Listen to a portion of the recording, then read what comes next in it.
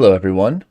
Welcome to the closing live stream for the April 2022 Complexity Weekend. It's been an awesome weekend for those who are watching live and in replay. We're going to have 25 minutes of some Michael Garfield music, and then we're going to have our closing live stream ceremony, which is going to include a weekend recap, and also some of the amazing teams are going to be sharing a little bit about their work and next directions. So enjoy this music and see you in about 25 minutes to hear about some amazing teams and the weekend that we all had. So see you soon.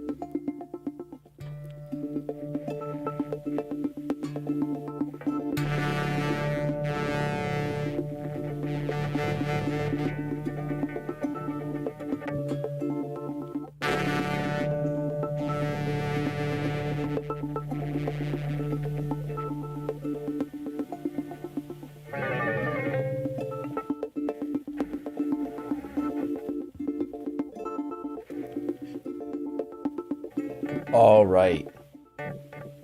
Welcome everyone to the closing live stream. And hello, Sean. And hello, Jen. How goes it both? Just while I'm adjusting things, how goes it? Oh, wait, sorry, Sean. Yeah, Please start again. Go ahead. it was an epic weekend. I'm still kind of in the chaos of it a little bit. I'm trying to get the feedback form into the slides, so you know how it goes.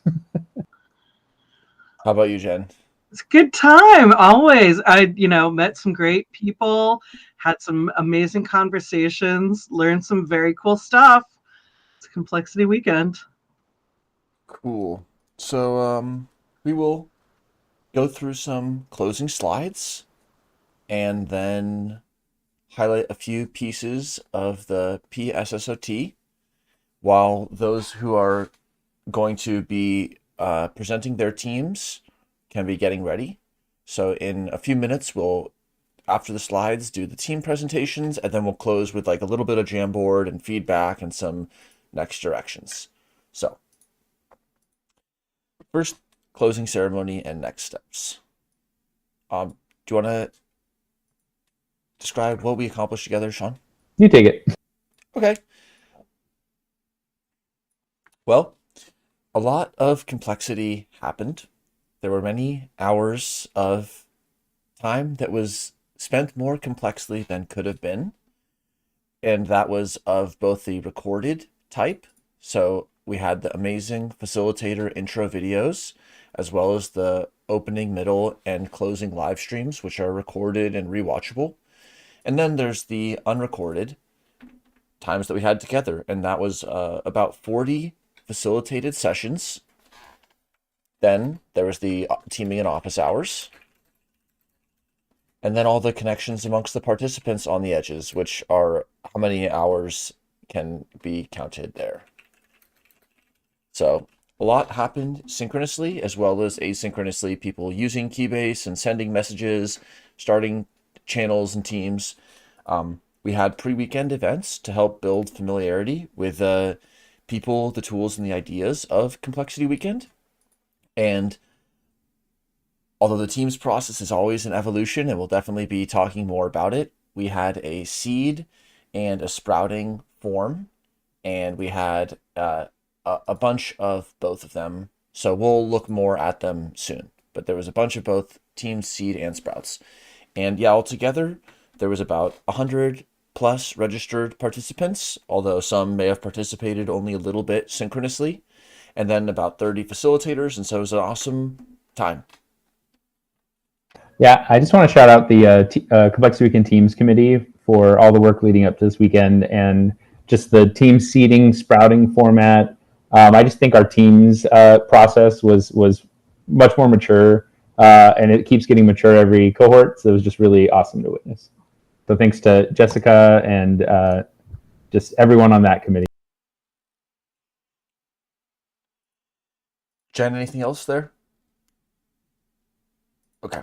So I just thank all the participants, everybody, whether you're facilitating or participating, for being here with us. Yep, you make the event. I mean, that's really what it's the novel information we create while interacting throughout the whole weekend and the pre-weekend that makes it such a special time. And I've heard from several participants that were new. This was their first Complexity Weekend, and they were just talking about how special the people are that they've met and the community. And I couldn't agree more. I think it's remarkable what we've got going here. great. So to just recap, our cohort was global, and so that's why we planned for the continuous facilitated sessions alternating with the teaming and office hour, because there's no such thing as a good time for every person in the globe. So we had a continuous experience, and there's ebb and flow with how many were synchronously around, but we know that we put out a program that anyone in any time zone with any time availability would have been able to find something synchronously and asynchronously. So just providing the most possible opportunities to different kinds of participation. And participants came in with just total all over the map from how familiar they were with learning and with applying complexity. So, any thoughts on that? I think one thought that's fun. I think a lot of people's first time doing Complexity Weekend, or people watching this and kind of wondering what this event is all about.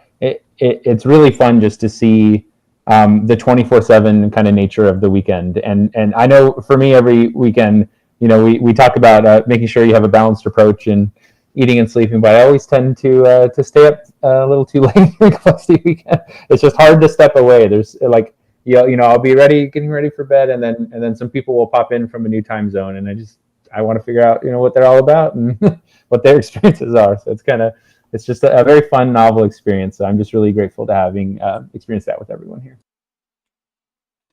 Jen, anything to add there?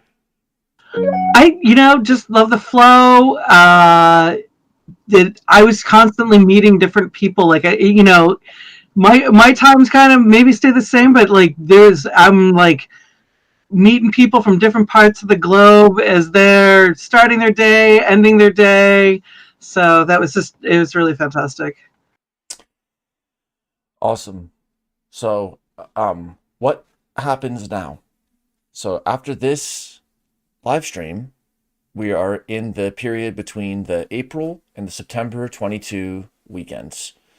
During that period, we'll talk a little bit more about it, but there's going to be a few heartbeats, 1, 2, 3, 4, or 5 heartbeats. And then there's going to be you and your team. So whatever that rhythm looks like for you and the relationships and the groups that you formed coming out of the weekend, that's when the actual rhythm of that process, the yellow line, is going to be happening. And then there will be these heartbeats, which we're also going to be evolving and iterating on, which maybe we'll talk about later in this stream. And every single one of the heartbeats and the weekend are a total participatory co-organizing team and are just the facilitators who commit to that event. So we'll talk more also about the facilitator and the organizer RSVP. If you see that you might want to contribute a skill or some capacity, and we'll even talk about what those are.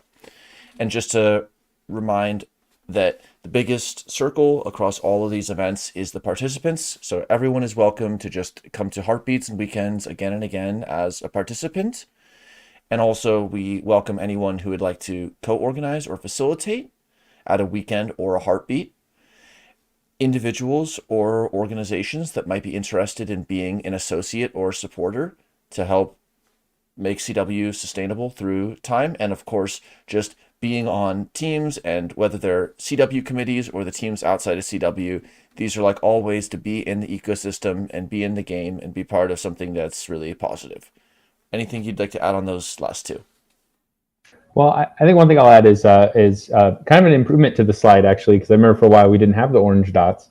And we're going to hear from a couple of the committees as teams that were present at this cohort and active. And it's just a really great opportunity when you hear about these committees. If you want to get involved in learning how to apply complexity, learn complexity by doing, committees are a really great opportunity because they're kind of a standing team that's a deep time team that's serving to produce different functions for the Complexity Weekend community. And it's super easy to drop in and out of those committees and learn in that diverse team setting without being responsible for starting something or maintaining it, or all that goes in on in the gray bubbles there, the teams to keep it functioning and running in deep time. There will be people there to already kind of have scaffold the team or keep scaffolding it, and it's just a nice drop-in opportunity. So I just want to kind of highlight that from this slide.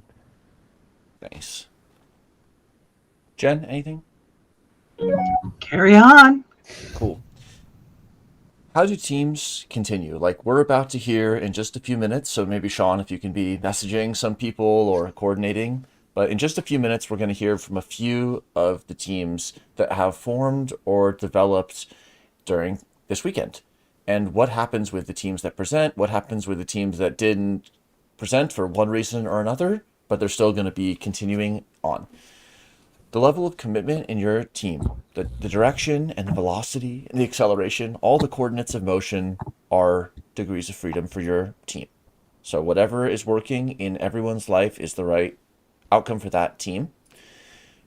CW provides a rhythm in the background for your team, for example, to reconnect at heartbeats or to take another kind of exciting momentum gathering period during a weekend, maybe even having some new participants join in. And one of the best ways that teams can just keep working towards their goals, even if that first goal is just finding alignment or like finding what deliverable or direction they want to go in, one of the best ways to make that happen is to have a recurring meeting time and try to be committed to that or adjusting it. And it can be different rhythms like monthly or weekly, but just some type of rhythm that builds a structure that there can be immersions and interactions within. A lot of teams have found that to be really important. What would you add about that, Sean? Yeah, I think every team is different, and some teams form during this weekend with the sole intention of just being around for this weekend to learn, to learn complexity by doing. In this, people have commitments outside of this community, and that was kind of the extent to which they wanted to stay collaborating.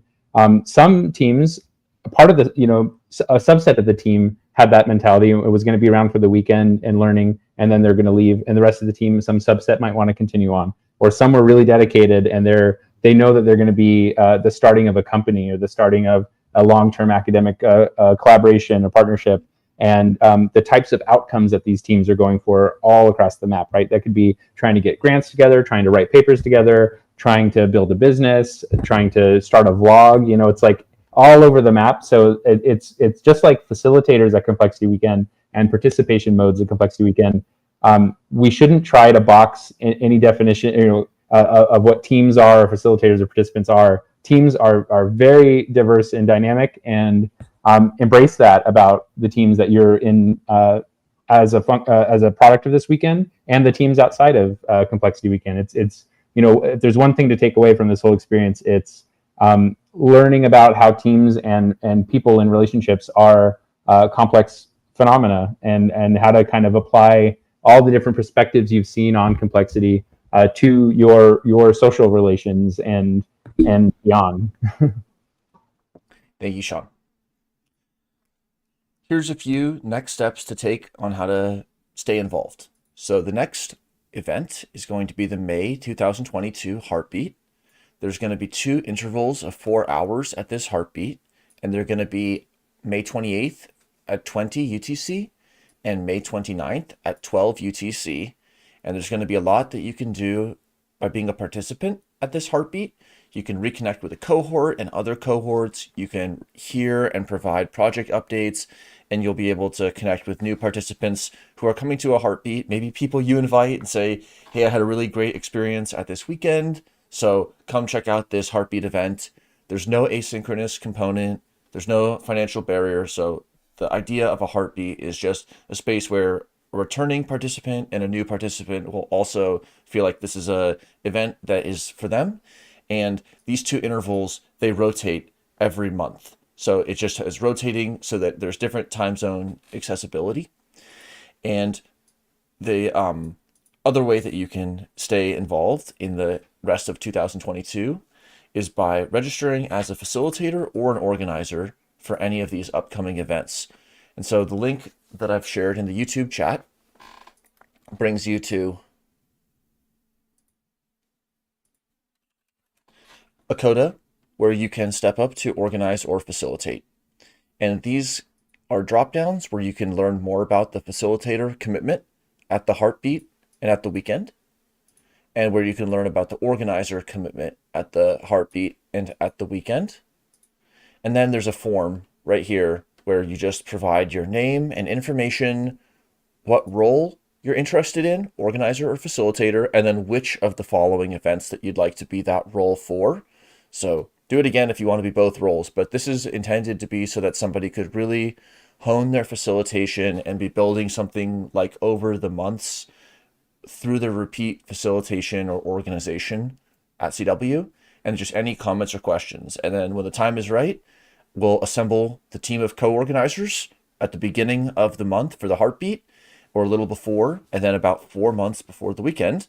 And then the team of co-organizers are who assemble the team of facilitators and start reaching out to participants. So even if you're not sure what this entails, but you think like potentially you might have maybe 4 1-hour intervals during a month to come to Heartbeat co-organizer intervals, or want to do any kind of improvement or feedback or iterating, these are like really important opportunities, as well as perhaps getting involved in any of the committees.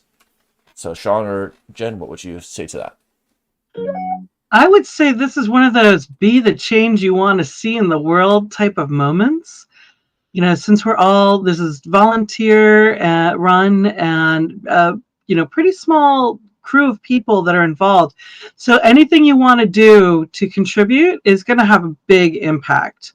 So, I think this is not something where I don't think we get bogged down into, the rules of order in meetings or anything like that. We're small and we're nimble, and we're always iteratively changing too. So changes do get incorporated, and if there's something that you are particularly passionate about, or you think that really could be done better, this is a chance to really make that a big impact on this event, and see what effects you have in the world.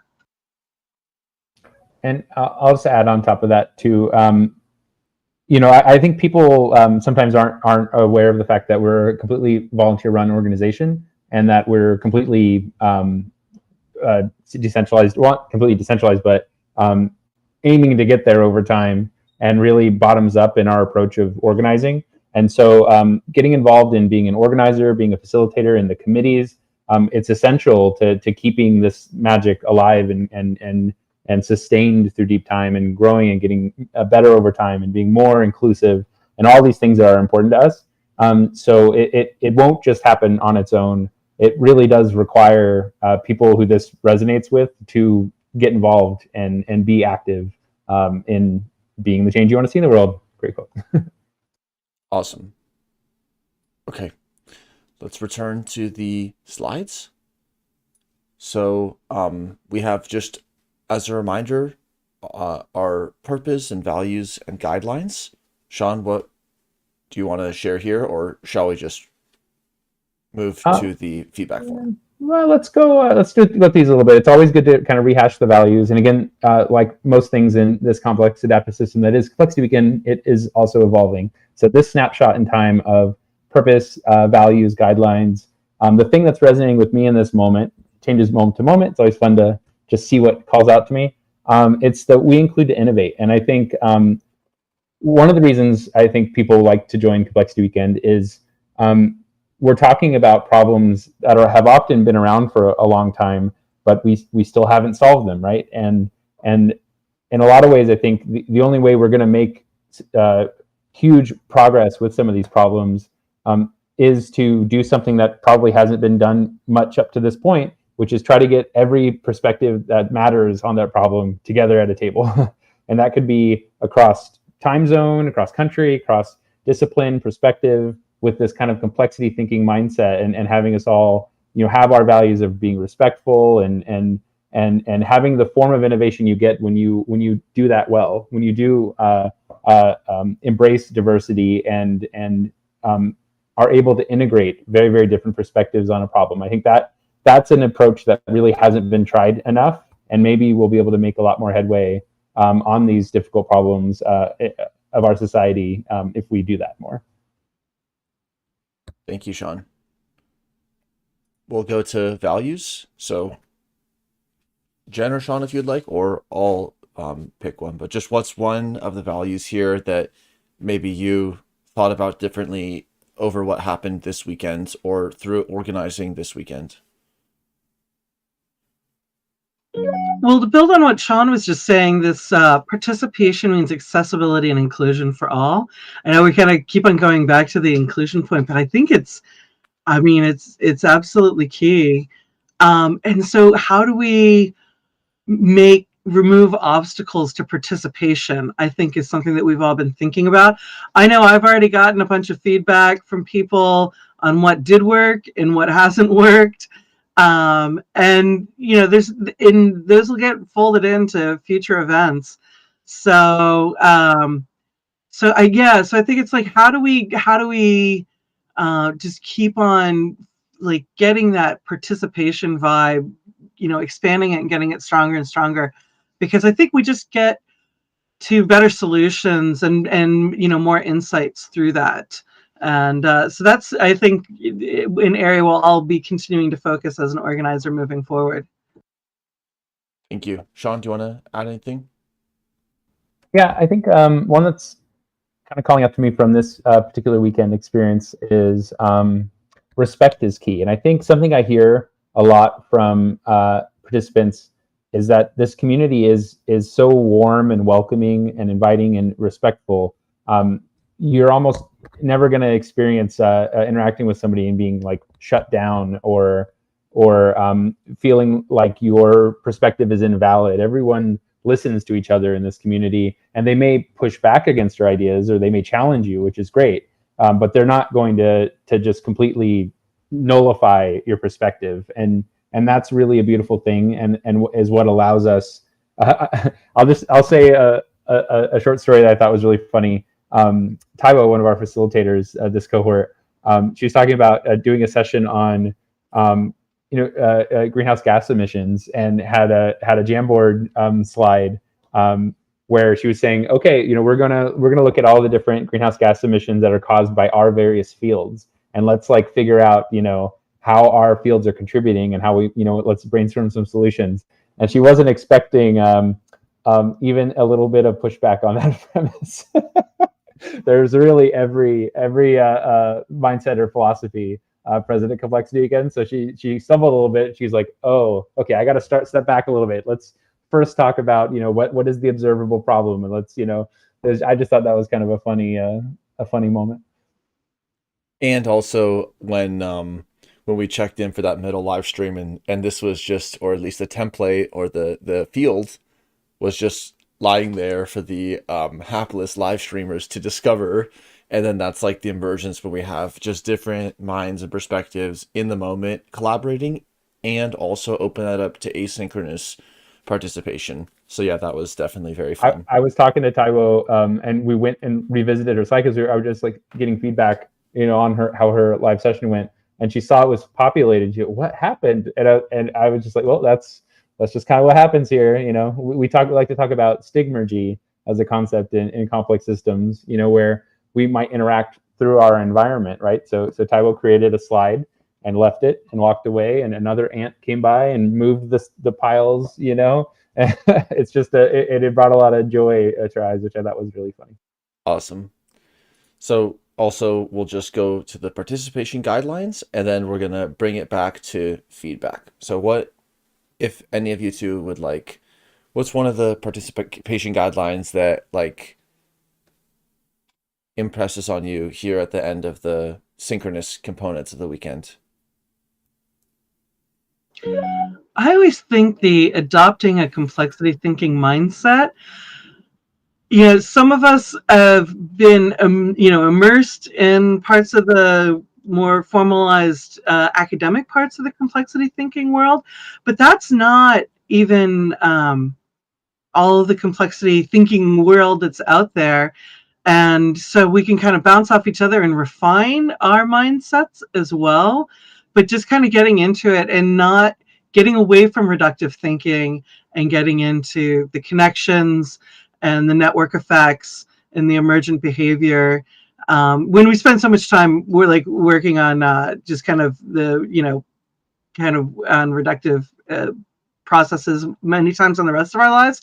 So I always like the kind of the diving into the always, I'm talking to somebody and they're working on copyrights of guitar riffs, and like, how can we, kind of, synthesize something together, just even in a conversation that is something more than just kind of our individual pieces of what we bring to that conversation comes out of it. Thank you. And I think a great way that somebody's participation can be like even more than their participation is by providing their feedback. So here's one link, which Sean, you can paste in, but also in our PSSOT. If you go down to the bottom after the weekend, you'll find the feedback form right here. So it would be incredibly helpful and totally requested, no matter how much you participated in any way, to complete this feedback form. And also, if you want, just like there is on the public CODA site, where there's the step up to organize or facilitate form, also in the PSSOT, you'll find that form. But the really important form for everybody to fill out would be the feedback form. So any role, anyone who was at all in the cohort, especially if you didn't participate actively, because we want to learn about that and we want to learn about how to engage your participation better in the future. So that would be really requested and important for people to complete the feedback form. Sean? I think, I just want to stress that we improve pretty much every time we do this event. And the only way that happens is by getting feedback. So if any part of the experience was not optimal, if it felt like there were too many tools, you had certain interactions that just didn't, could have been better, could have been framed better, the space could have helped, the sense of global place for our community practice could have been better, anything you could think of, we need to hear it, because if we don't have that information, we're not able to work off of it. And we really do take it seriously. And the organizers, we all have a feed of feedback that whenever it comes in, we drop it in this feed, and we'll revisit it at the top of the process. It's every 6 months we do one of these, and every month we do a heartbeat. And it's the feedback integration is pretty much constant. So you're spending a couple of minutes to do this is a nonlinear outsized effect, right? You do a little thing here, and it's actually going to have a very outsized positive impact. Thanks. So we're going to close this section of the stream with some role-based acknowledgements, and then we're going to follow that with the team's presentations. We don't know how many are going to come, and it's only going to be a subset of the registered ones, but Sean, if you could start lining up the teams to present. So if you're listening live, even if you didn't fill out any form, whatever, we're ready within reason for you to join this live stream and give a public, recorded and archived presentation of anything you want to share. It can be even remarks on your personal direction. So if you're listening to this, and not all of you are, then you're welcome to join this.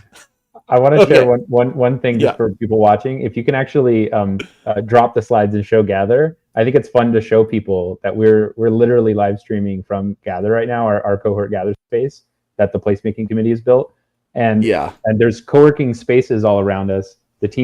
People are in their co-working spaces, and I'm literally going to, like a Conway's Game of Life glider, I'm going to run around the space, grabbing them and bringing them up to record. So it's just a funny thing that you experience when you're in Complexity Weekend.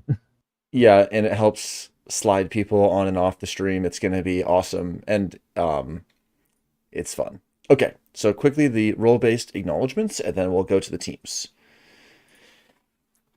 There were 5 organizers, so thanks a lot to Sean, Jen, Sarah, Sid, and myself. We had a good time organizing. Everyone contributed in essential ways, and like everyone's touch is on the event, and everybody gave incredible primary contributions and feedback. So we made it happen as organizers, and that's a successful colony. Before we move on, I want to ask Jen, because it's the first time organizing, what was it like for people who might want to think about stepping up and organizing? I was really worried that it was going to be overwhelming, and that I wouldn't be able to, that I was going to spend all my time just trying to get my feet underneath me, that I wouldn't be able to really make that much of a contribution. But I mean, so I'm a longtime facilitator, so I'm familiar with the Complexity Weekend system. But it was actually really easy to slide in. I'm on one of the committees, and it's a topic that I'm not super familiar with. And then just the event organizing. So it's, I'm able to develop some skills in one area, and I think also make important impacts over in that committee. And then for this, I think we've had some really great deep conversations that have been implemented into real changes in the event, and that it was not a crushing amount of work. I know I'm always grousing about what time during the day the meetings are, but it is what it is. That's not such a big deal. I don't think that's a barrier, since it's only 1 hour out of the week for that synchronous work together, and then pick pick whenever you want to do your asynchronous work. If you're sitting in front of your computer, it gives you something to focus on, and just kind of knock that out whenever you're ready for it. So I really enjoyed it. It was good to take one more step and see kind of what goes on behind the curtain. I'm definitely planning on staying with the organizing committee or with the organizers for at least one more cycle, but maybe indefinitely. We'll see. Where life takes us. It's hard to say, but yeah, I really enjoyed it. Awesome.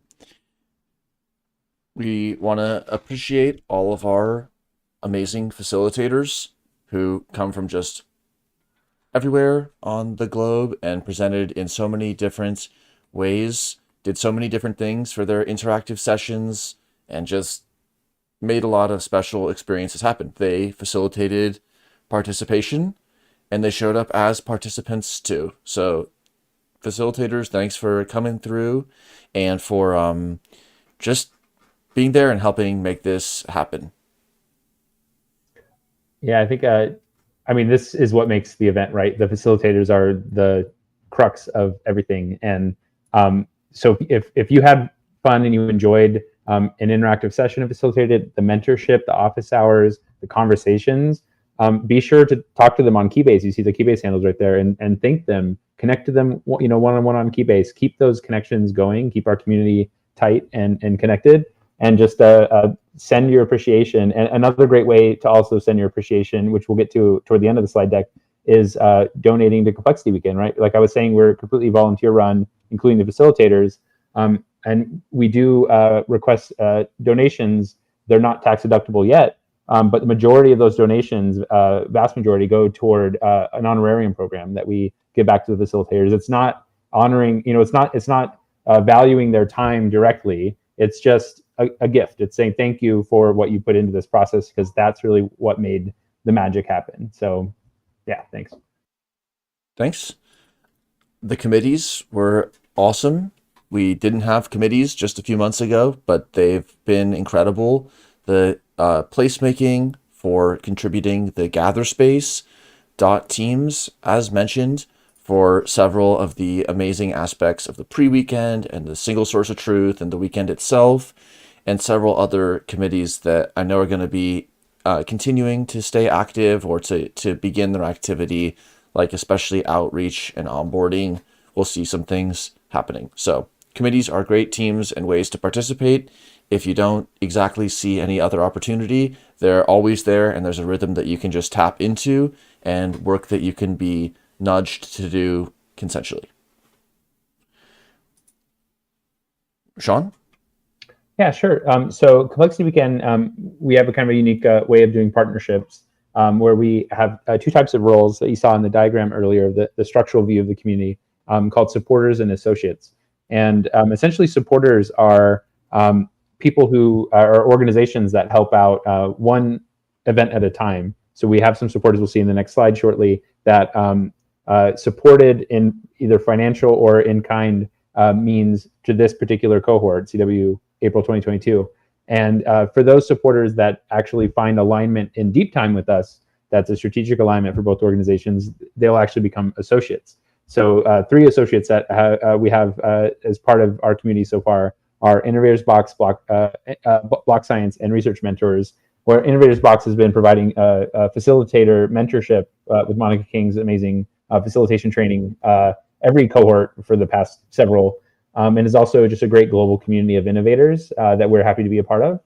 And Block Science is a recent associate that has been helping us with our decentralized autonomous organization committee and modeling a lot of that. They do a lot of complex systems modeling, and especially DAOs and governance structures. So I'm really happy that they'll be helping us on that committee, make sure that we build something that will last in deep time and we'll be able to self-govern effectively.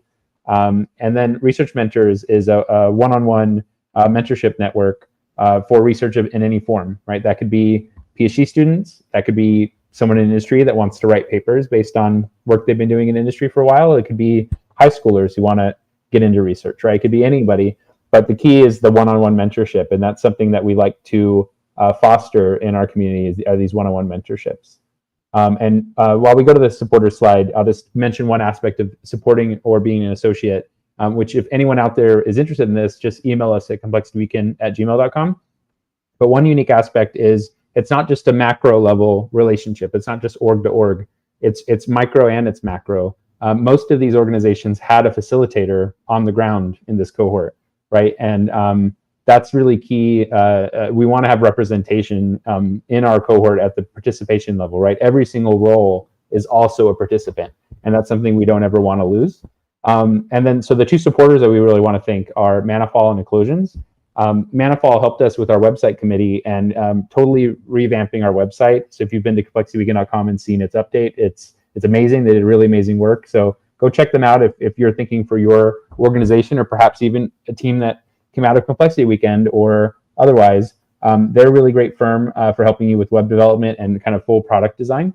And then Eclosions and Michaela, a facilitator that was in this cohort from Eclosions, we really want to thank for just helping us with our branding, our marketing, our visual marketing, everything that I'm actually going to be speaking to on behalf of Michaela in the team's presentations for the .outreach committee that she's been helping with. And her firm, Eclosions, is just helping us get out there and reach as many people as possible so that our community can be even more diverse, even more active, reach out to everyone we can on the globe and get everyone involved in learning complexity that wants to. So yeah, thanks to our associates and supporters. Great. Also, Sean, would you like to describe this part? Why don't you go to, I'm going to go ahead and hop off because I'm going to get everyone lined up for Okay. the presentations, but Great. I'll see everyone in a bit. Thank you. So this will be just the last note or two, and then we'll hear from the teams. So anyone who would like to is welcome to head to this PayPal link to provide us with fiat type support financially, or contact us if some other type of support you'd like to provide. But just know that your participation is the most important kind of support and recommendation. So that's what enables us to have a value of no financial barrier to participation, is the fact that many people show up and some do support us. And so we're always exploring different ways we can stay sustainable through deep time and just recognize everyone's contributions to the community. So that is a PayPal link you can go to. We're going to hear from the teams. Then we're going to have some closing feedback and discussion on the Jamboard. And then after that, the live stream will end and we'll head over to the after party. The after party is going to happen in the public CW atrium, and that'll be posted so in our Keybase team. And the reason why we have the after party in the atrium is that it's the space where the monthly heartbeats also take place. So this is sort of signaling ending our cohort experience, or at least one phase of it, and re-entering a broader Complexity Weekend community. And so we'll see how many people from the .public, from the previous cohorts, and from those who haven't been in cohorts are there. But we look forward to when this after party could be a time when the cohort is kind of at like the most exciting moments of just sharing their team and directions and hearing from other teams that they may have not even known were happening in parallel. And then we kind of like re-enter this more communal space where people can ask us like, how was it? And what happened during the weekend? What'd you do during the weekend? Or what are you going to do now? These are all fun questions. Any last thoughts, Jen, or we'll head to the teams aspect? I'm excited to hear what the teams have been up to. Excellent. Okay, so we are ready for a team presentation. People can mute the live stream, by the way. That's a good tip while they're here. But come up to the top for anyone who's ready to present.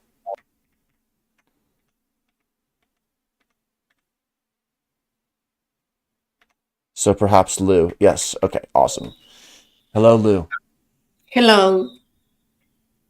I am ready. Can I You are just ready? You are live. Up to say 8 minutes for each of the teams, and please just take it away. And however you'd like to structure this, the floor is yours. Okay. The name of my project is DSI for Los Einsteins. The interest on researching this theme comes from a study that has been started by a group of researchers at Harvard University. The lead researcher is Dr. Ray Chetty, regarding the reinventing the American dream, and specifically finding the lost Einsteins that typically do not have access to scientific education for a number of systemic issues. The preliminary discussions with my team has given us the opportunity to scope an overview for the project, which is basically to focus on accessibility of marginalized students at high school, and students that are planning to go to college. And we are thinking about gathering data sets about these demographics that can give us the insights about the deficiencies in the educational system, specifically in areas in STEM domains. The objective will be to use different elements of complexity science, including emergence, self-organizing, and computational modeling, to curate perhaps a tool or a platform that provides that may provide curriculum or any other databases of education that could be available for free to these individuals, and provide additional resources in order to facilitate accessibility in these communities. At the moment, a team is set up with 3 people that are very interested. One is Kay, Micaela, Anna, and myself. We are looking for other domain experts, especially in data science, data modeling, computational and mathematical modeling, researchers, sociologists, anthropologists, software engineers, preferably full stack engineers, and UX designers. We are planning to have a meeting in about 2 weeks to kind of develop a logic model about what we really want to focus the project on and the deliverables that we would like to produce. Personally, I would like to see the opportunity to create a software tool, whether it's on the browser or a mobile app. I would like to see a publication on the research that we are going to be doing, and even bring experts in the documentary and film industry to maybe gather some storytelling from the data that we are going to be collecting to create a documentary or a short film. And this is my update. So I'm crossing my fingers. Jen, I'd love for you to respond. I know Lou was talking about anthropology, social sciences. What do you think about all that? I'm just taking it all in. I think it's Stephen Jay Gould, who's evolutionary biologist, sometime decades ago, said something to the effect of I care less about the folds in Einstein's brain and more about the fact that there's been untold number of people who are just as brilliant, I paraphrase clearly, that have never had the access to science, that have lived and died, toiling in fields or otherwise being denied access to the education and the structures of learning and so forth. So I think this is a super exciting project. Lou, I'm definitely going to get in touch with you over the next couple of weeks so that I can make it to that meeting. I've got some interesting synergies that I think might be able to contribute to this. And then, of course, I'm an anthropologist, so might be able to fill in some of your gaps there. Tend to be kind of data and technology oriented, but we'll see. If I can't do it, I can find somebody who can. And I'm looking forward to seeing how this moves forward, because bringing more people in, making access for more people is definitely something I'm personally committed to. So it'd be great to contribute. Fantastic. Thank you, Jen. I'll reach out via Keybase, and I will update Cora documents as well, and keep you posted for the next meeting. Great. I have another question too. Dan, I don't know how much time we have per team, but 72 seconds. 30 seconds. Okay, so one more question maybe. I don't know if you covered this already when I was gathering all the teams, but what has the pandemic done to these particular communities in terms of access to science? The data that we are coming across is very devastating. Some students never return, especially high school students in low income and rural communities never return to school. Some of them lost parents during the pandemic, and they were forced to find jobs and take care of siblings and other elder family members. Lou? The data is devastating. Thank you for facilitating and for taking the initiative here. So really appreciate it, and looking forward to working with you and seeing you in the future. Thank So you. Sean, you can grab the next team, and just a reminder that anyone can go to the participant single source of truth and into the team section, see existing teams, and that's where you'll find the contact information to get in touch with everybody who's going to be presenting today.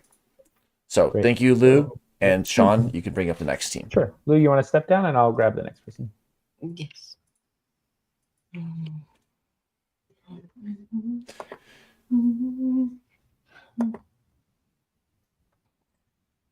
How do I go away? Neuropixel has completed the quote, Jen. So the quote from Stephen Jay Gould was, "I am somehow less interested in the weight and convolutions of Einstein's brain than in the near certainty that people of equal talent have lived and died in cotton fields and sweatshops."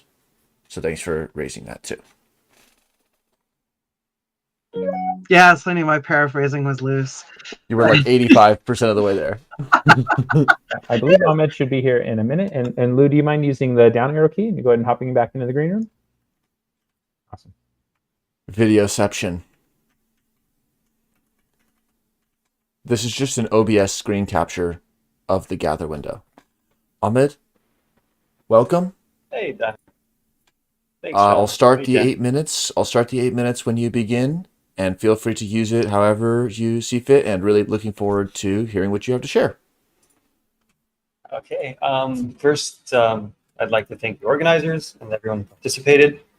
On behalf of myself and the team, the Psychofinancial Thermodynamics team, we had an amazing time. This is my first complexity weekend, and it's definitely not going to be my last. What happened was we came from very different disciplines, my team members and myself, whether it's Vienna, Abhishek, or CPX Tony. What we discovered was that we all share a very passionate concern about how the financial systems in the world are affected by the lack of awareness of their own complexity, specifically in the way that these financial systems handle risk and usually work in an attempted predictive manner. Because our disciplines are diverse. Abhishek comes from a investment background. I come from a startup and innovation, specific product management background.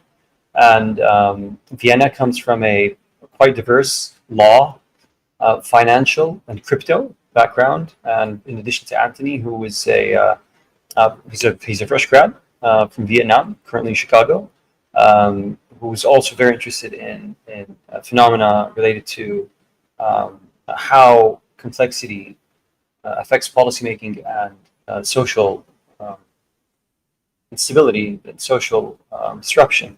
So what we ended up with was a team highly concerned about the macro and micro phenomena within complexity and the impact of the financial systems on the individual or small groups, be it startups or organizations, and on a macro level, be it global phenomena and within economics or within nation states.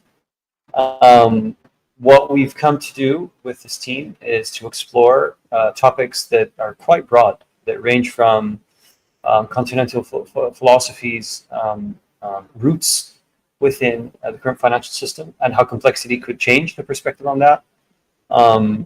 We're very, very keen on talking about these things or bringing them some oxygen by starting a conversation. We're currently serious about doing a podcast.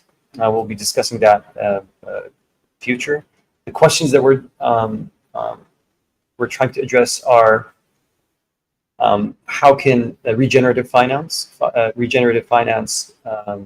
be transitioned to, and how we might internalize a global financial system where the hidden dynamics are acting on us in every moment, and it's a very complex adaptive system that we should be aware of.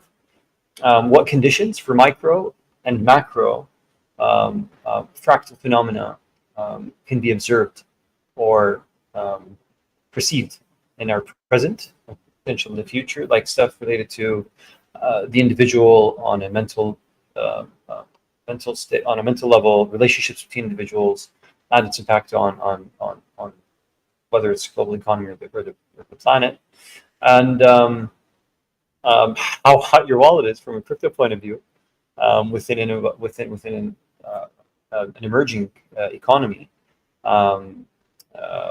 that is like billions of dollars being poured into. So, in essence, we're most interested about conversations, which is for someone like me who likes to talk a lot, perfect. But I do hope that we actually come out with actionable results that are measurable and quantifiable, and that's product management. And we hope that anyone who'd like to participate in this conversation to contribute, and the more diverse, the better. Thank you. Awesome. Could you maybe unpack the title of the team and just what inspired that connection? Well, okay, so it's the title of the team is Psycho Financial Thermodynamics. So what happened was we started the conversation, and what we realized is that being in a complex adaptive system, the way that the flow in general of what we're discussing from a philosophical point of view and from a practical point of view, specifically with Web3 and crypto, is a far from equilibrium system. That was Abhishek's contribution, if I recall correctly, where what he's attempting to do through his investment fund, which this is like a nudge if you want to check him out post event, is working on regenerative finance by re-examining these the models that are currently being used in investment and in finance. The psycho part was basically based on how the individual perceives phenomena like crypto, and their relation to the general stock market and personal finance management. So it's considering these really two critical pillars that if I'm not mistaken, I kept pounding and shoving down everyone's throat by referring to narrative, in particular to a recent book by Schiller, the Nobel laureate in economics, about narrative economics, and how that really does affect on an individual and a societal level the narratives that we perceive our world through. And I think that would cover all three. So it's psycho, financial, thermodynamics. Awesome. Thank I had a you for sharing it, question, Sean. Dan, which was just how do you make a system aware of its own complexity, or like what are you hoping that effect would do? You kind of started with that. Well, what I'd rely on in answering that question would be a work published in I'm not sure which edition of a magazine by MIT. It was, I believe it was David Snowden, that what you want to do normally is that we think in anticipatory ways. We try to predict the future. While in complexity, in the complex domain, what we try to do is we try to become, instead of more robust, because prediction is about robustness, right? You want to maintain what you currently have, not the identity. You want to maintain the organization that you're in, or that system. But with complexity, resilience is the key word. And so what we do is we become aware of our present state and the potentialities of the future, instead of actually predicting what the future would be and acting towards that. So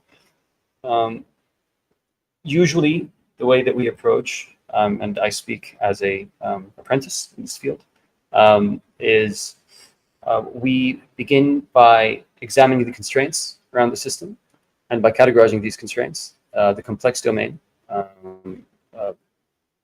according to Cynefin framework, which is a seminal work on complex adaptive systems, also by David Snowden and Cognitive Edge, would basically look at constraints being enabling constraints. So when we would like to create a system, or when we'd like to raise awareness of a system's complexity, we would begin by the constraints and the energy gradients involved, the level of uncertainty. So when you see a combination of enabling constraints, a high level of some high energy levels, energy gradients, you can begin adopting certain tools that are more adapt to the complex domain. Things like sense, probe, and act, setting up safe to fail experiments, observing the results, and then moving towards a more complicated domain. Thank you very much. Awesome to hear about like just how the complexity ideas and the specifics and the generals come together. So let's grab the third team, and we will be hearing from, I believe, the Complex Weekend Teams committee. Yep. Thank you, Ahmed. That was awesome. Feel free to sit down. Cool. Waiting for the next person to come and join us. These are awesome and riveting already, and I want to say more, but I know. we have Yeah, much to hear from. we gotta hold the space for them to talk about their own stuff. So, but it's yeah. I mean, I'm always astonished with what people are come together to work on. Awesome. All right, next up. Greetings, Jessica. Welcome and thanks for presenting on the Teams committee at CW. So I'll start the timer and just go for it. Hi, thank you, Daniel. And I didn't get, like you said, so I'm going to be talking on behalf of the Teams committee, which is made of Kai, Steven, Sarah, you, Daniel, Sean. And now we have a new member, which is Lou. So we have to celebrate that.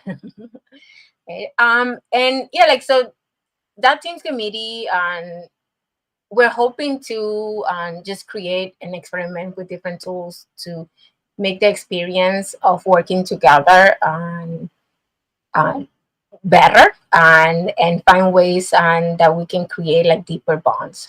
Because I think like here in Complexity Weekend, this is like one thing that we really believe in, is like that working together, and like not only do we get to solve like create a change in the world by like unpacking complexity and working on projects that we feel we're deeply like passionate about, and we feel can make a change in the world, but it can also like bring us closer. And I think that's like the key thing about like Complexity Weekend is like that bond and that like strong community sense that we have. And I think working in teams allow for that. And also like, we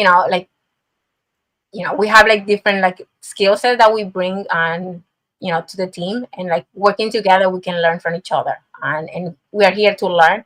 And so that's why, we, believe a lot in teams. And so like that teams committee is finding ways to make that work better. We're looking for new members and always, and yeah, we meet every other Tuesday at 15 UTC. So please come at our atrium.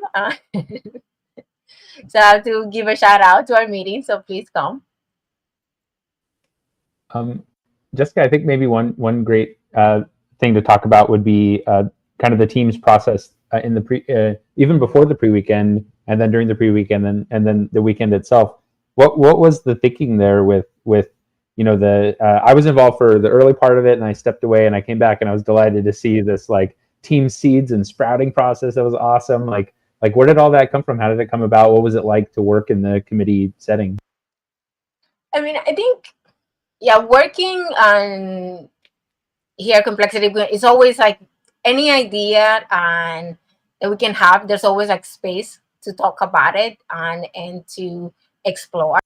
And so it's always like very open and free to just like anything that comes to mind. There's a space for it, and so like all the members I think have felt the same way. That it's like, okay, if you have something that you think could be improved, or there's an idea that you have, like share it, and we can like unpack it together. And I think even like the community itself has started so like with that mindset. It's like, okay, and teams is something that's very valuable and like important for the work that we do here and how we come together, and like what are some of the things that could be done.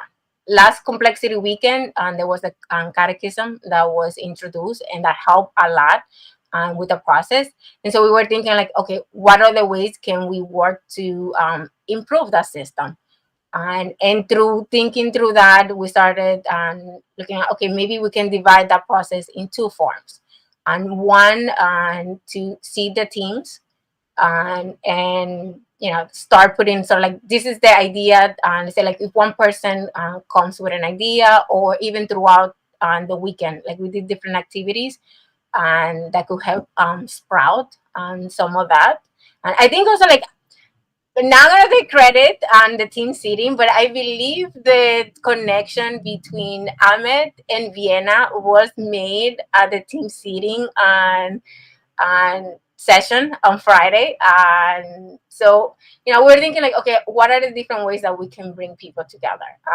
And putting sort of like the team seed form and as a sort of like an initial intention, like this is an idea I have, who is interested in this topic, and coming together, and then bringing that to the next level. So like, okay, now we have formed the team, and we're ready to sprout. And also like I spoke to Nathaniel, another member of the community, and he said like to him, like it seemed like the process was also like very intuitive just by the name of it. And like seeding, you planting the seed, you're starting, and then as you like growing and starting to develop, that you can grow. And so, it felt like he felt that it was like very intuitive.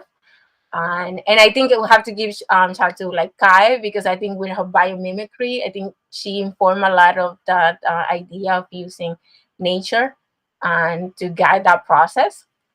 And yeah, so basically we were sort of like, iterating, experimenting, and throughout the last few months, on like, how we can make the process better.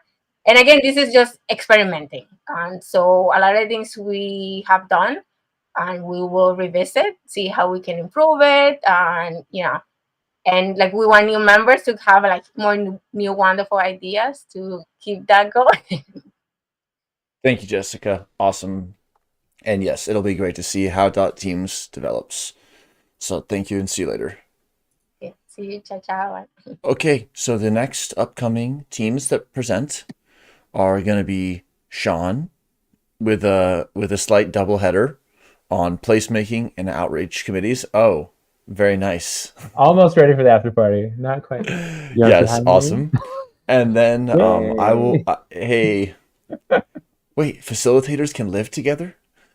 Then I'll present on the project Active Block Fronts, and then we'll have Data Farmers by Carolina CC. So, Sean, go for it with placemaking. Sure. Let me just share a window. Yeah, so I wanted to speak on two committees. Basically, the first one is placemaking. So what I'm going to share here is just a diagram of the gather space that the placemaking committee built actually for November. And we're kind of in a reorg process right now. But basically, so we didn't improve the gather space much this time, but the scope of the placemaking committee is really to build a sense of place just for our global community of practice. And that can mean in gather.town, which is our current kind of synchronous audiovisual platform that we're using, or it could mean on Keybase, the asynchronous text-based backend to the community, or it could be on the platform Coda, which we were using for all of the single source of truth, kind of almost like a wiki, a modern wiki tool. But it's not just about what platforms we inhabit together as an online community and remote teams. It's how they're glued together and kind of stitched together. And it's really about trying to create a cohesive, flow-inducing, just sense of home online. Really, that kind of warmth you feel of kind of being back in a space that's familiar but also novel, right?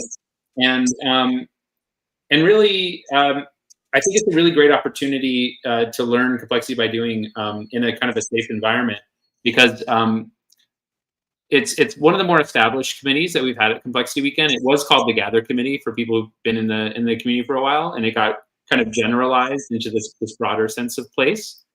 But I want to kind of point out this diagram because I think it's really interesting to see what a group of people have come up with. And I just want to thank Shirley and Stephen and Sasha, Barb, lots of people who've contributed to these ideas.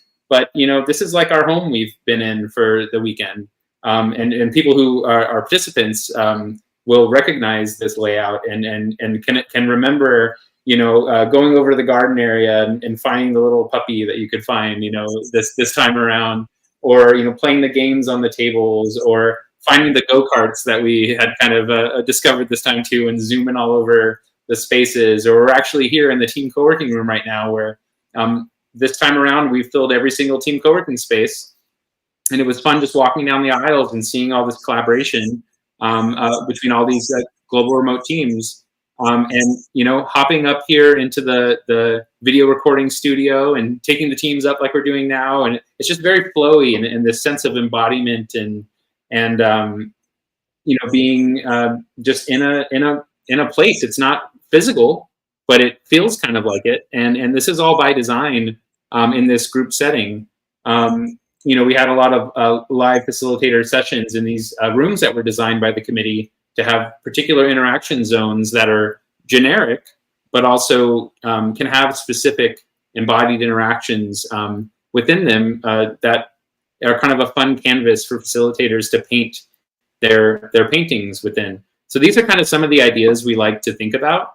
How can we even in the future tie these platforms even tighter together? Maybe put them on complexityweekend.com in a very unified way, so it doesn't feel like there's multiple platforms and you have that kind of fatigue across platforms. And then one other thing I guess I'll say about placemaking is it really is kind of of all the committees in Complexity Weekend, it is one of the more central ones, because it's really about the Complexity Weekend values and how those are upheld as we glue everything all the other committees are doing together into one cohesive sense of place. So it's a really fun committee to be a part of. We meet every Wednesday morning, Pacific time, and that's always subject to change based on who's participating, because we're a global community, so we always have to keep time zone, in mind, and ideally spread work around times, to make sure we have active synchronous and asynchronous participation. But really, that's all I really want to say about placemaking.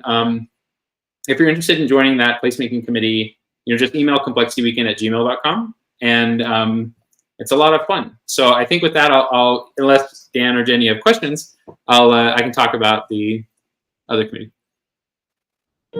No, that sounds great. I know that I've gotten feedback, positive and negative, about the space. I'll share that through the feedback.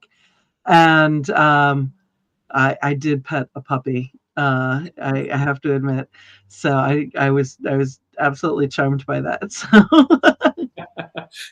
Actually, I will bring up a bit of feedback we had from Dov, one of our facilitators, who was talking about another platform he's used for these types of events, where you don't walk around. You actually click and you just appear in a space with others. And he was talking about how he really preferred that, because in this space he felt it was, for his personal sensibilities, it was a bit noisy for him. Maybe he wasn't maximizing windows maybe when he could have, but people walking around sometimes would distract him when he's trying to talk to somebody. And we started talking about how people have different perceptions of space, and maybe the best solution, just like our participation modes when we design for Complexity Weekend, is try to make all the different participation modes equally valid, and kind of different lenses you can experience and participate through. So maybe there is the gather.town synchronous audiovisual layer that we're used to right now, or the current form of place, or synchronous place at least.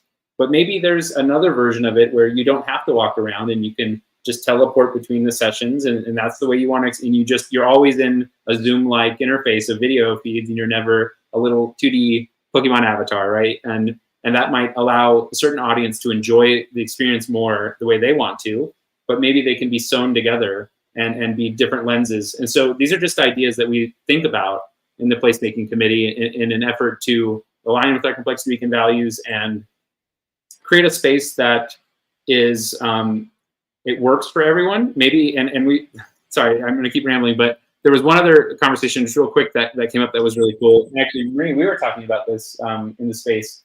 It was about, should we build a space that's comfortable for everyone? Is that even possible? Is that the right thing to do? Or is it better maybe to build a place that has many diverse sub-places, and you can vote with your feet as to where you want to be, right? Like, which is the better move? I know, Jen, we had talked about, Western assumptions kind of in how we're building a sense of place. And is it right to make a bland gray place that has assumptions too? And is that really the way you want to go? Or, do you want to allow all the different cultures to have a sense of place? So Jen, what do you think about that? Yeah, and we've talked about this. So, he's like the built environment, it's like the rules of chess. It both constrains what we're able to do, and but through the rules that are just implicit in the built environment, make infinite amount of creativity possible. And yeah, I'm in team. I don't think there is a perfect space. And since I know Complexity Weekend through time, I know that we're not wedded to any one particular thing. We're always looking for innovation and how to change things up and to make things more welcoming. And, I think that there's just like different geometries, circles versus rectangles, and, foster different types of interactions. For definitely a Western culture callback is, like the difference of having a boardroom with a long table with a head at it versus King Arthur and the Round Table where everybody's seated around as equals. And that I think that we're all very conscious about this, but I mean, I think this is going to be just like a really interesting iterative process to see how Complexity Weekend's virtual space, physical space evolves through time, including the kind of the meta space of the different tools that we use. Like Coda was new to us this cycle, and and maybe we're still working on integration. How does this all flow together? So I think we're just at one point in a long journey of exploring, the spaces for this event to take place in, and there's never going to be a perfect destination. We're never, hopefully we'll never ossify into like, okay, this is it. the Colosseum, or like just a blank field. There's some butterflies and some trees off in the distance. Whatever it is. I don't think we'll ever get to like one final layout, but I'm excited to see and since we do have control over, we can just add rooms as we see fit, or delete rooms if we don't feel like they're useful. And so so hopefully maybe we can. I'm always hopeful with future events. We'll always build out a room for a facilitator, and I always wish we could do more of that, is to kind of get the sessions thinking about, it's okay, I really want to do this, but I need it to be in a physically different space. I need it to be, we're sitting on top of a hill, and then we'll figure out how to make that happen and gather, or whatever environment that we're using. And a great example of that, and the last thing about placemaking I can talk about forever, is Steven's one of our facilitators, this cohort and repeat facilitator. You'll probably know him in the community. This time around, when his live session was coming up, we swapped out the portal tiles. So it was actually, Jen, you were there, Dan, you were there. People went to the live session room like they were expecting the normal one, and poof, they're in a different space entirely. And the more facilitators come back and are repeat facilitators, and they get used to the affordances of our place, they become a little more empowered to try different things and push the envelope. And I know Jen, you've done things like that, like speed dating type live sessions, and Blue's done things with different games and putting boxes with pictures. You have to guess the composite picture, through interaction, and it's just getting more and more robust and interesting. And I think the space will allow for that as facilitators kind of step into the affordances more. But I've talked way too much about placemaking, so we should probably switch over. Yeah, let me just update those who are listening. Hey, we're going to have Sean give the .outreach CW committee summary. Then I'll present on active block prints with anybody who wants to join for that, and then data farmers with Carolina. And also, if anybody else wants to do something on the stream, they can do that. Let's have you both talk about this. Okay. So switching over to outreach committee, right? So this is a committee that's purpose is really to maintain how diverse our community is, our facilitators, the participants that show up, by reaching out to basically as many communities as possible. And there's lots of messaging we'll talk about here.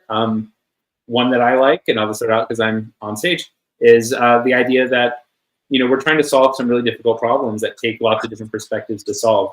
So maybe we can go out in the world and tell people, we need your perspective to have a seat at the table. We need your perspective.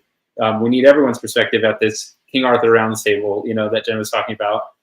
So how can we go out and talk to these different communities and mindsets and ways of thinking to bring them all here, so that we have as maximally diverse as possible a cohort and teams and outcomes, right? And so this was actually really great. I'm speaking on behalf of Michaela, who ran 3 live sessions this weekend, talking about how to change up the messaging and the brand and the visual identity of Complexity Weekend.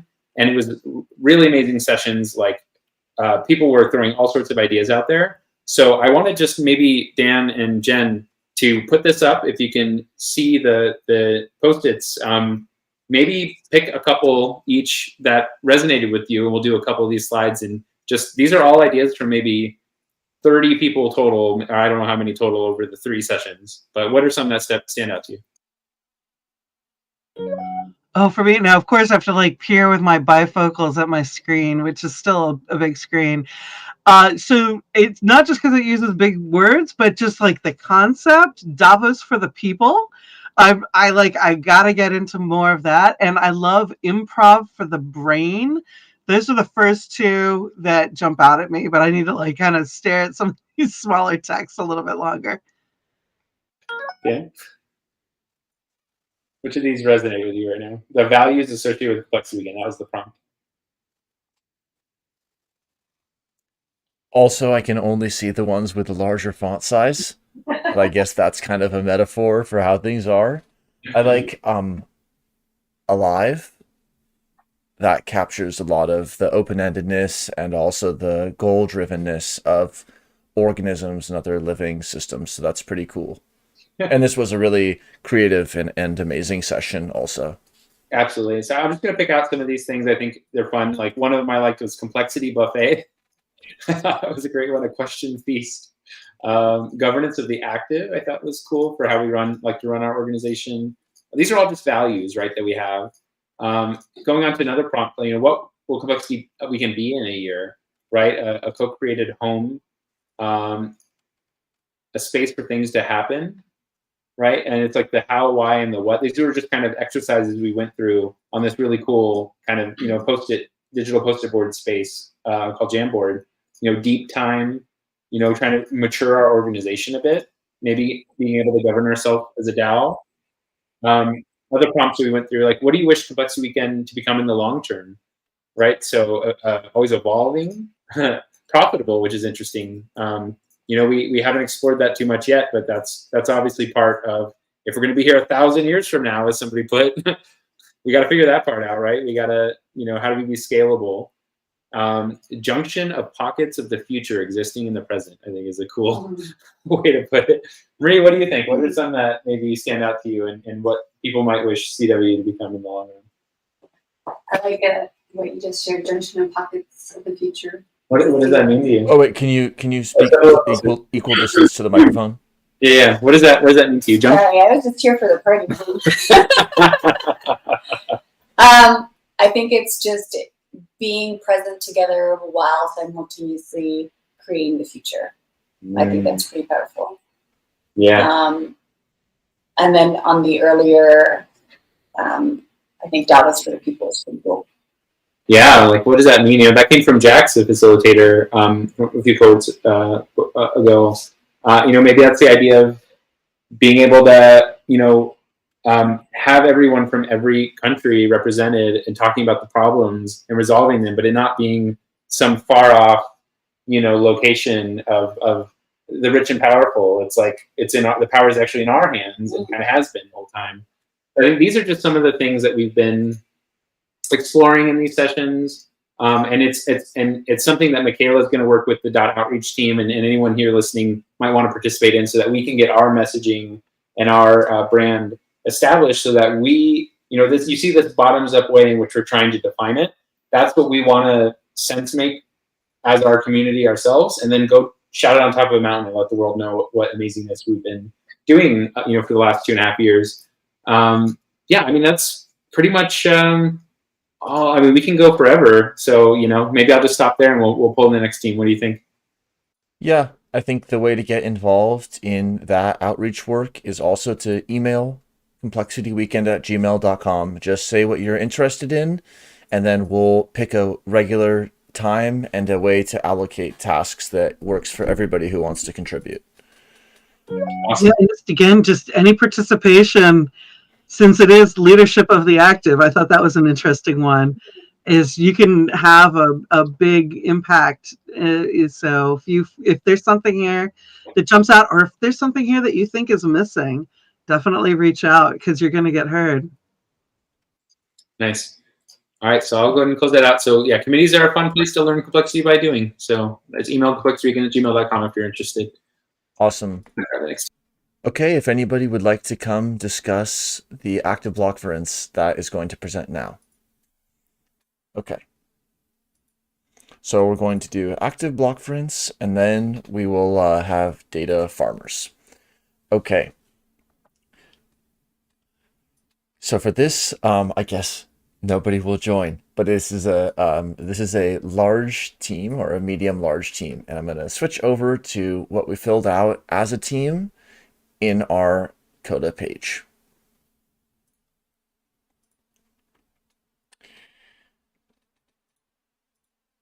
All right. So what I'll share here is the information that we put into our sprouting team form, because the sprouting form is intended to ask some of the questions that help the team clarify what it is that they are doing, and to make the team able to be communicated. So although I am one of the participants on this team, the idea is that this information is accessible from just a one-page type summary of this, And it's actually in the conversations around addressing these questions that a lot of the important points come to rise. So it won't take the full time. And so Jen and Sean, any thoughts you have are welcome. So currently our team consists of Jakob, myself, Blue, and Jessica, as well as several others such as Amit and Arhan and a bunch of others who are participating in different ways. And everybody is welcome to add their name. There isn't like a minimum level of contribution that warrants adding one's name. This is like an open source project. So even just following and listening and watching and asking questions is totally a participant. So if you want to find out what we do synchronously when we meet twice a week on Wednesdays or asynchronously, everybody's welcome to get involved. The team does expect to stay engaged with the broader Complexity Weekend community, and that also speaks to some of the main topics that the team is involved in. The form wrote that the continued engagement is going to look like development of accessible on-ramps into two main areas. So the first area is research and tool development related to cognitive modeling, which can refer to basically latent or unobserved aspects of all kinds of behavioral systems. If what we observe is behavioral, then what we're modeling that gives rise to what we observe is like the cognitive. And so different kinds of systems can exhibit different cognitive properties. And that's what this area of research is related to. And also, we're interested in modern cognitive systems online. And so the way that we're exploring that and applying some of the generalities in a specific setting is by looking into Web3 systems design. So DeFi, decentralized finance, decentralized autonomous organizations, DAOs, and other kinds of cyber social constellations. So like different arrangements of information and people and computers. The team is open to having participants join. There's an email address that you can contact here or message anybody who's in the team. The team will present on the live stream. It's happening now. Blue writes in the chat, I heard you are paging me, but phone affordances are limited. It's okay, Blue. Thank you. What are the team's objectives and motivations? And that's actually where I'll close it, unless there's any other thoughts or questions. But what Active Blockference is, it's an open source package for complex systems modeling that involves active inference. And it's built upon a complex modeling framework called CAD, which is what is built by Block Science. And so we kind of have some facilitators at the micro who over the years have helped expose us to these tools. And now the time is here when we're using those tools and connecting that more systems engineering approach to active inference and cognitive science. And active inference is a framework that helps us integrate perception, cognition, and action in different kinds of entities. So we could use it to model how a smart contract behaves or how an API behaves on a computer, as well as how humans might act with all these complex cognitive features like memory and anticipation and counterfactuals. And the next steps that we're going to take are going to be to develop this active blockference toolkit, specifically looking into simulations and case studies that will bring value to different financial and research and education ecosystems in Web3, and also educational materials and documentation that will help onboard people to this type of work. So that is the Active Blockference project. If anybody wants to join or learn more, and there's a few minutes in if anybody here wants to ask a question or add a thought. So Vienna, just so you know, you're on live stream. You're welcome to be here if you want to. You're welcome to actually ask questions. We've got two more teams that are going to present. Why don't you stick around if you want and ask some questions to them. Dan, I guess maybe not so much a question, I guess, but maybe just go over active inference a little bit more, like just so that people know really what it is and how it feeds in to this whole. Active inference, it's a relatively recent developed framework for modeling behavior and cognition, where relatively recent is about the last 5 to 10 years. And there's a lot of ways to enter into this answer and conversation. So I hope people find many different flavors of this conversation. But I think one way that makes sense here is that it's built upon a very basic and generalizable partitioning of an entity or a system of interest apart from its niche or surroundings. And so in that ways, it's a lot like the agent-based modeling framework, but rather than thinking about that only in the context of an ant in a grid, this is a way to think about that partitioning of entities from their environment in terms of like what causes what and what is associated with what. That partitioning is happening in a very generalizable way that helps model systems that are bounded from different kinds of environments differently. So the USB cable separates two computational elements, and the conversation separates two human speakers, and those are like different kinds of interfaces that there's a common modeling language for. Jen, you got a question? No, I'm just, kind of diving into the active inference stuff right now. So I've got some resources that I'm going to be reading on. So I think that give me a month and I'll have a lot of thoughts. So I might be like, no, Dan, I got to be on the team now. So, because I mean, but I'm always a contrarian in so many ways because I find that when I talk to a lot of other social scientists, because what I do is quantitative, I'm like a wonk. And then when I talk to data scientists, I'm like this hopeless hippie. So I don't. You think I fit in everywhere? No, I just fit in nowhere. So let me delve into this more and let the second shift do some processing on it, and I'll grab you in a couple weeks and be like, but wait, I've got questions. I've got one more quick question, and then we actually have two more teams. Sasha just submitted a team seed actually with somebody, and then we'll do Carolina. But my quick question is just you went through kind of some examples, but maybe I know we've talked about this a little bit, Dan, with decentralized science organizations and processes. What's a really kind of example in that space that's kind of simple to understand?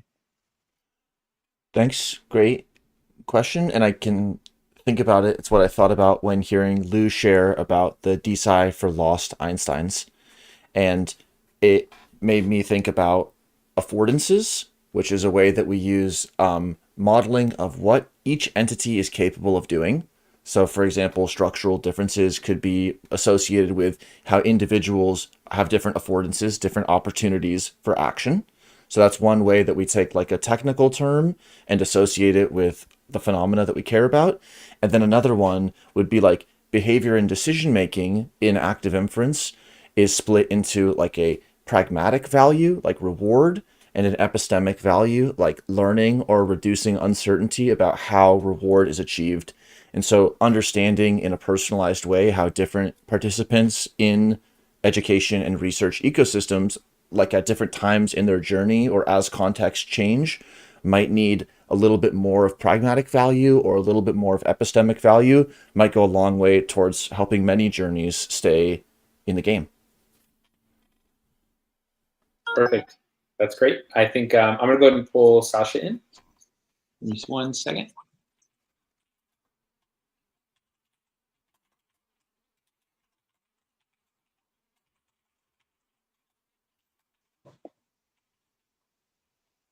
And Sasha's team is Exploratorium. I think that might be copyrighted. Wow, what a great name. I've been reading some Twitter threads about did you have to use the name of my book for your website and so forth. So people welcome Sasha, we're just commenting that we think the name of your team might be copyrighted. Exploratorium. The original name of the team was going to be just a question mark. So. Wow. Go for it. Cool. Okay, so yeah, as you mentioned, we submitted the team seed literally at the last possible moment. And it spawned from Andrew or Octopus had a facilitated session around questions, and that was really exciting and led to more questions. And so we decided to form a team seed to explore the space of questions and how they can be useful as a tool for going on the complexity science journey. And so, there's kind of two approaches that we have. One is to develop a holistic framework for the use of questions in education. So thinking about what kinds of questions there are and what answers they lead to, and about the relationship between questions and answers. And the second one direction is to connect this framework to the research domain and applications where a level of certainty is needed. And so how questions get used in research design. And these are just some of the kind of broad directions that we could come up with, because just going about the idea of classifying questions is really complex and goes in many different directions. And so I think that's not even clear of how mapping out that space will look like. But very exciting, spawned from a facilitation session. And the team is open. So currently it's myself at Squasha and Andrew at 8 Octopus on Keybase. And so we're looking for participants who want to contribute or have experience with using questions in an education and exploratory setting. I've got a question, which is you're open to new members. What types of members are you hoping for? Like what would help round out the team? What are maybe some goals that you might work toward that team members could help with? I think it can range from the broad, just wondering about the epistemology of questions, to the specific of how questions can be used as a tool for people onboarding onto CW. So I'm imagining, this is like my crazy idea, next to the information booth, there's like a question lab. And so you can iterate questions about what you're exploring, and that will help you figure out who to talk to and where to go on your complexity journey. So really anyone who is interested by this concept, because I found it endlessly interesting, and we're just coming up with more and more questions as we were talking about it. I'm imagining the gather graphic already. It's like a signpost, but instead of arrows pointing where to go, it's just a bunch of question marks. Exactly. And we don't have a set timeline, but we're going to touch base with the team at the end of May and go from there. Excellent. Thank you, Alexandra. All right. So we will have data farmers with Carolina. Sean, you can obtain. And also anyone else who wants to come on the live stream, I'll spotlight and give a final call. So, hey everyone, we are going to have data farmers present on the live stream, and then anybody who would like to come to the top half of the room that I'm in and join the live stream is also welcome to do so. Just give any final closing notes or thoughts on the public live stream. So welcome, Carolina, and please take it away. Thank you, Daniel, and thank you everyone for another amazing complexity weekend. So I'm representing Data Farmers, which is essentially a learning by doing Python team. So I will explain. We're just a group of people wanting to learn Python, and we think that many of us have some programming experience and we're self-taught, but we do know that accountability to learning increases massively if you're learning with others. So we thought that this would maybe be a place to find other people that would want to learn with us, and then apply it to an actual real world problem as a case study or as a way to learn by doing. And for this, maybe I need to give a little bit of context to those who weren't at the session yesterday. But what me and my co-facilitator, Vian, are working on is a data engineering and data science framework to help small community farms in Africa prove the impact that they're having in their communities to help them access new ways of funding. So what we're doing is creating all of this framework, and essentially it's associated to a very simple app, and it guides projects through the whole process of taking a look at what their initial conditions are for starting a. There's actually other types of ecosystem services and community projects, but the one that we chose for here are the urban farms. So to guide any kind of project leads or people wanting to start one of these urban farm community projects, to take a look at the initial conditions, what they have, what they would need, then help give them information about their local environment. So what are the actual demands from local restaurants or local businesses, so that they can put that into the planning of their own business model for sustainable income. And then just really helping them gather the data in simple ways. Like, let's break with all of these really current frameworks of monitoring and verification that exclude people, really, that are really require massive amounts of time, resources, and sometimes people with access to higher education can't even manage. So how will a small community project of people that are really working on the ground and doing the work and don't have time for that, but they are the ones actually having the impact. So we'll help them know and figure out what they have to capture, just to prove to the funders what impact they're having, and that the project is on the ground, all the effort they're putting into it. And there's also after gathering the data and storing it, we have automated reporting that just generates presentable documents very easily. And then once the certain, let's say, targets are achieved, the data can be, and the impact claims can be tokenized through the centralized ledger on Hedera. And they can be essentially sold on impact markets. Yes.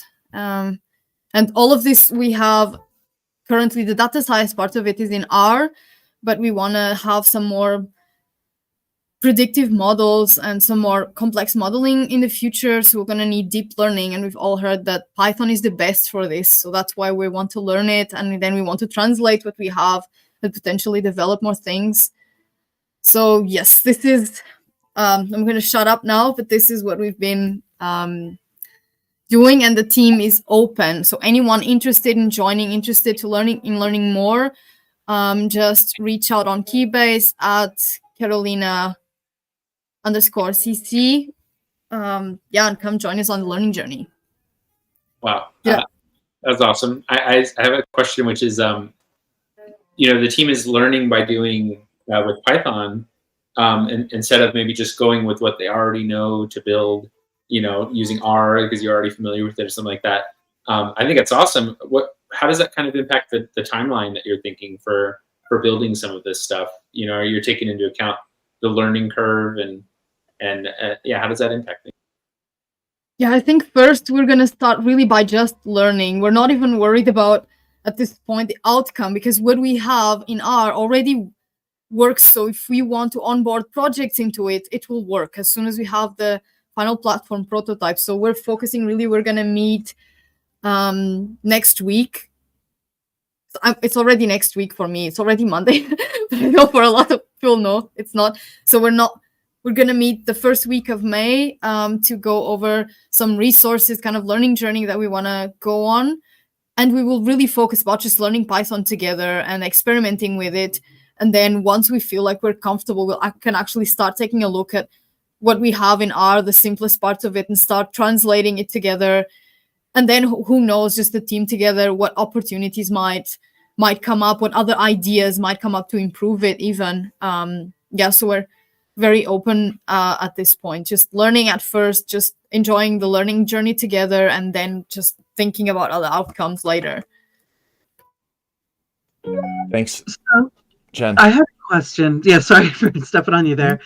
I want to loop back to like some more other complexity weekend themes, like about inclusion and thinking maybe a little bit about decolonization and how we include and collaborate with stakeholders. Now, of course, you can't collaborate with every potential small farmer everywhere in the world, but do you have a way of active collaboration with at least some tiny little sample of convenience of your target audience?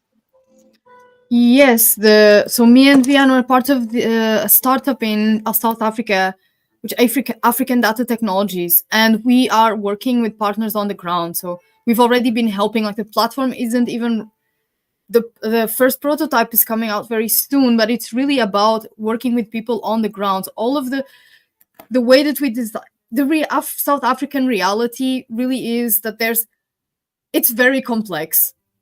There's so many factors at play, and many of them of these historical colonization factors that you just mentioned.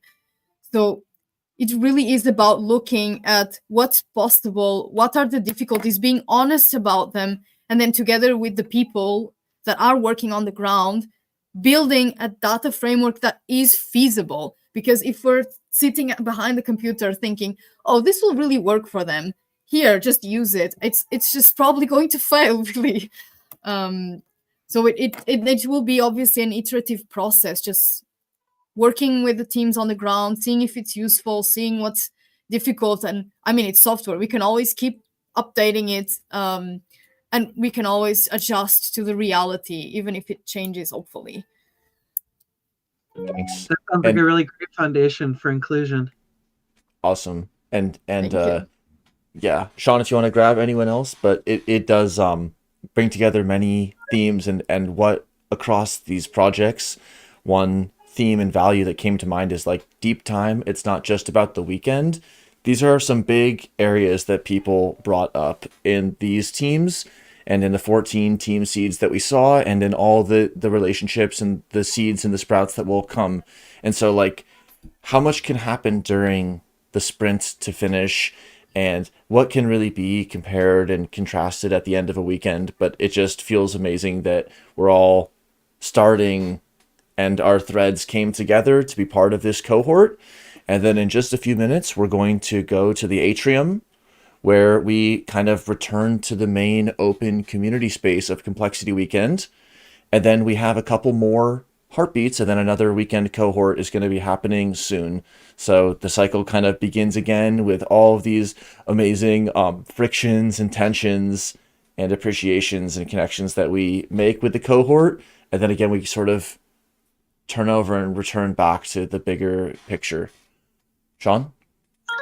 Let's go back to the slide deck and just put up the feedback form again. Yeah. Well, and then put up the atrium. I think that, and then maybe just great. talk, about our great. Say bye, say our conclusions. Yeah, I'll just go to the participant single source of truth.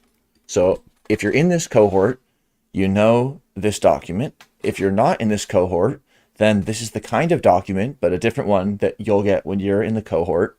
And I'm going to scroll down to the bottom to after the weekend. And in that page, you'll see a feedback form. And so you can fill out this feedback form and then just hit submit when you're done.